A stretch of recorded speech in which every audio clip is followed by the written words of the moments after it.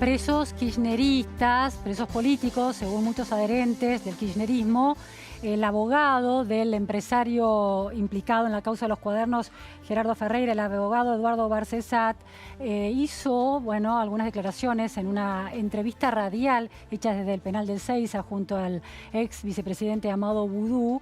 Hizo algunas referencias a un plan para eventualmente lograr la liberación de estos presos considerados políticos, que tienen que ver con una participación del Congreso, la Corte Suprema y los jueces. Vamos a tratar de entender qué viabilidad tiene ese plan, en diálogo con nuestro móvil que está allí, Carla Ricciotti. Muy buenas tardes, Carla. Hola Luciana, buenas tardes. Sí, aquí estamos con Andrés Gil Domínguez, abogado constitucionalista, para ver de qué manera, si es posible, es viable o no que se puedan rever las causas, que haya un plan en la justicia acá, en la próxima justicia, si se quiere, para que los presos acá por corrupción puedan empezar a salir, que las causas puedan empezar a caerse. Bueno, esta propuesta es jurídicamente inviable y políticamente, para utilizar un término muy invocado por el presidente electo, un disparate, porque desde el punto de vista constitucional no hay ninguna atribución, ninguna facultad que la Constitución le conceda, le otorgue al Congreso, como para que a través de una ley o a través de una declaración le ordene a la Corte Suprema de Justicia y a los jueces federales inferiores que revisen sus propios actos, que revisen sus propias sentencias, o que de alguna manera reconozcan que han argumentado de forma arbitraria o irrazonable en las decisiones que se han tomado, ya sea una prisión preventiva, ya sea una sentencia de primera instancia. Para eso está el debido proceso, para eso están los códigos procesales, para eso están los recursos y para eso están las instancias. Y agotadas las instancias nacionales, se puede acudir a la Comisión Interamericana y a la Corte Interamericana. De lo contrario, estaríamos claramente en una situación de violación de la división de poderes, de la intromisión del Poder Legislativo en el ámbito del Poder Judicial, sí. Sí. Andrés, ¿cómo te va? Muy buenas tardes, gracias por recibirnos.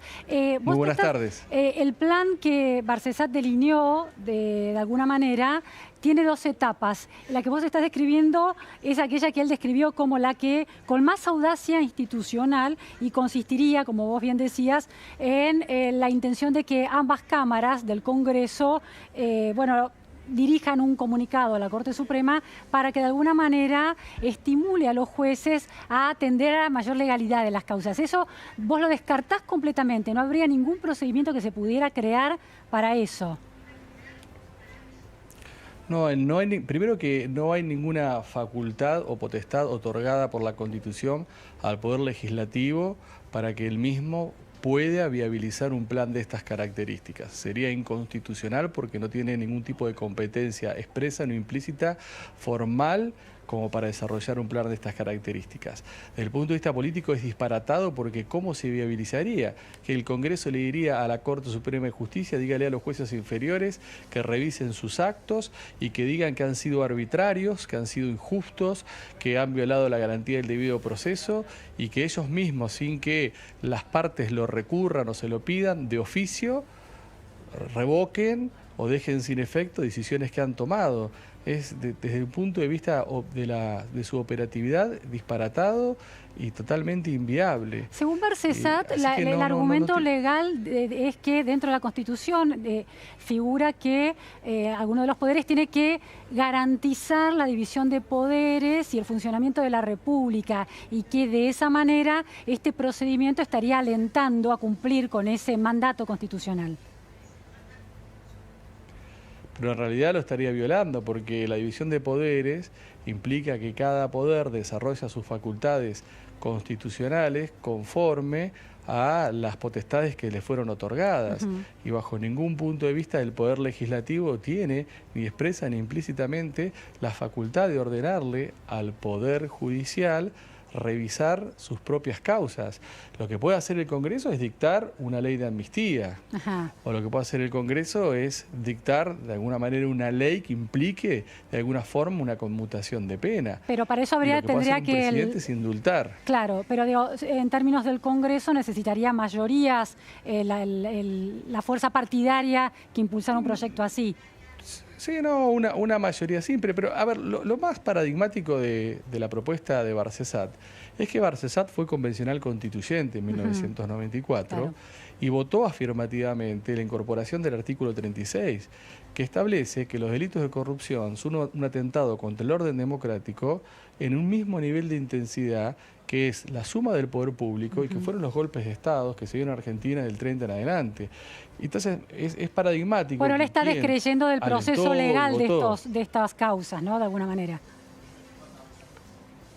Sí, bueno, pero si se descree el proceso legal, están los recursos previstos en los códigos, están las distintas instancias, está la posibilidad, una vez agotados los recursos de jurisdicción interna, de denunciar al Estado argentino frente a los sistemas de protección de derechos humanos y llegar a conseguir una condena de la Corte Interamericana de Derechos Humanos. Pero todo lo demás no solamente no está en la Constitución, sino que significa un quiebre de la idea del principio de igualdad, porque lo que está buscando Barcesat es que algunas personas que están siendo sometidas a un proceso penal tengan algún privilegio procesal que las demás personas que están hoy siendo sometidas a un proceso penal no lo tienen, y utilizando términos que realmente hoy, como que hay presos políticos en la Argentina, que es de alguna manera tergiversar el sentido histórico y simbólico de lo que es ser un preso político. Hoy no hay presos políticos en la Argentina, hay personas sometidas a procesos penales, investigados por delitos de corrupción, algunos con semiplena prueba, otros condenados y siendo la condena revisable, pero hablar de delitos hablar de presos políticos, de personas que por solamente su ideología política, sin haber cometido ningún tipo de delito, ni siquiera prima facie están detenidos, realmente no se condice con el momento histórico que estamos viviendo y bastardea lo que fue la lucha en su momento de la República Argentina, sí por liberar a verdaderos presos políticos. Está clarísimo, ese concepto ha quedado muy claro, Andrés. Falta otro concepto en el argumento de Barcesat, que es el de, dice que una de la instancia más, de alguna manera más posible sería la nulidad de cosa irrita, sí, ¿no? De la cosa... O fraudulenta. O fraudulenta, sí. ¿Cómo es esto? Que todos los abogados defensores interpondrían este recurso. Bueno, pero para que se pueda promover una acción de nulidad de cosa juzgada, irrita o fraudulenta, lo que tiene que existir es, como presupuesto, una sentencia definitiva pasada en autoridad de cosa juzgada. No se puede interponer una acción de nulidad en un proceso en donde quien eventualmente ha recibido una condena está apelando y tiene instancias todavía de revisión pendientes. Una vez que se agotan esas instancias de revisión, es posible interponer una acción de nulidad por cosa juzgada irrita, pero para probar que una sentencia definitiva es irrita, se tienen que invocar y acreditar extremos muy graves. Por ejemplo, que una persona fue condenada porque se invocó un testigo, que ese testigo nunca existió, o por ejemplo, porque se comprobó posteriormente que el juez prevaricó. Pero son situaciones extremas, y así lo ha tratado la jurisprudencia de la Corte Suprema y la Corte Interamericana de Derechos Humanos, son situaciones muy extremas que objetivamente tienen que ser demostradas y acreditadas. Si no es sistemático que todos los abogados en todas las causas puedan hacer esto como una estrategia común y un plan sistemático. No, porque primero tiene que haber una sentencia firme y definitiva. Y hasta que no exista sentencia firme y definitiva no puede haber acción de nulidad por cosa juzgada irrita. Y hoy todas las causas de corrupción que están en trámite, ninguna tiene una sentencia firme o definitiva. Todas están siendo apeladas. Entonces, y muchas están ante la Corte Suprema de Justicia y algunos autos, como el auto de elevación a juicio de la actual vicepresidenta electa, está en la Corte Suprema siendo revisado por a ver si hubo arbitrariedad o no en la producción de la prueba. Entonces son procesos abiertos. ¿De qué lugar se puede interponer una acción de estas características? Y el presupuesto básico, elemental de esta acción es que justamente exista ya un proceso penal terminado con una sentencia condenatoria firme. Última cuestión, Andrés, derivada de estos comentarios, estas respuestas que estás dando con tanta precisión y contundencia, es el Poder Judicial en Argentina es cuestionado por sus lazos demasiado cercanos con la política y cuestionado porque ante cada cambio de gobierno el balance de poder impacta en la libertad de los jueces. ¿Cuánto crees que, cuánta transparencia, a pesar de esta visión que se tiene, crees que hay en el Poder Judicial actualmente y con cuánta capacidad, cuánta verosimilitud se pueden dictaminar las sentencias de culpabilidad o de inocencia en estas causas tan críticas políticamente? Primero que hay que aclarar que la sociedad descree Comodoro Pi, no de toda la justicia, porque la justicia argentina es mucho más grande que lo que sucede en Comodoro Pi, aunque la incidencia que tiene Comodoro Pi es muy grande y extensa, porque justamente son los que se investigan en una primera instancia los delitos de corrupción y los delitos del poder. Me parece que ha habido en estos últimos días una respuesta distinta a otros tiempos históricos en relación a qué hace el Poder Judicial cuando investiga el poder. Porque hemos visto fallos que han confirmado el procesamiento de Cristina Fernández de Kirchner y ha habido otros fallos que han revocado procesamientos de Cristina Fernández de Kirchner. En otros momentos lo que sucedía era la cronoterapia, era mandar los expedientes al freezer, como sucedió con el expresidente Carlos Menem, que todavía tenemos una causa que no tiene sentencia firme después de 20 y pico de años de investigación, o lo que sucedió con el actual presidente Macri, que asumió y a los 3 meses lo sobrehicieron de todas las causas que tenía. Entonces, por ahora vemos un Poder Judicial que está respondiendo de otra manera, como responde la justicia, en unos casos confirma, otros casos revisa. Y me parece que la sociedad argentina ya no aguantaría más, en términos de esos consensos mínimos implícitos que generan ciertas sociedades, que las actuales investigaciones por los delitos de corrupción sean o sometidos a la cronoterapia, al freezer, o exista un masivo sobreseimiento o cierre definitivo de las causas. Ahora, Andrés, se desprende una última cuestión de esto que afirmas, es que, bueno, el Poder Judicial, Comodoro Pi, que tiene las causas de corrupción, donde está implicada la vicepresidenta electa, Cristina Fernández de Kirchner, va a tener que juzgarla y procesarla y dictar sentencia eventualmente mientras ya sea una vicepresidenta que haya asumido. ¿Cuánta chance hay de que pueda ejercerse el derecho con márgenes de libertad garantizados y de objetividad garantizados en un contexto como ese?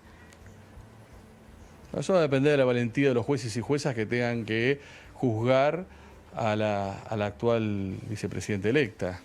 Eso, las herramientas del Poder Judicial lo tiene, no es un Poder Judicial intervenido, no es un Poder Judicial limitado y tiene todas las potestades que la Constitución le otorga. Ahora, la valentía para hacerlo es algo que no depende de la Constitución, depende de las personas que tienen que aplicar la Constitución. Entonces, esperaremos y estaremos expectantes a ver cuál es la solución o cuál es la respuesta que da el Poder Judicial en este caso. Pero me parece que la sociedad argentina ya no se banca más, para ponerlo en términos muy mundanos, no se bancaría más una situación en donde esto entre en el cono del freezer o una situación en donde se trate de establecer o de imponer alguna solución que sea un sobrecimiento masivo en todas las causas, como fue beneficiado en el 2015 Macri, no se lo bancaría la sociedad. Muchísimas gracias, Andrés Gil Domínguez, por estas precisiones, estas respuestas tan claras. Muy buenas tardes.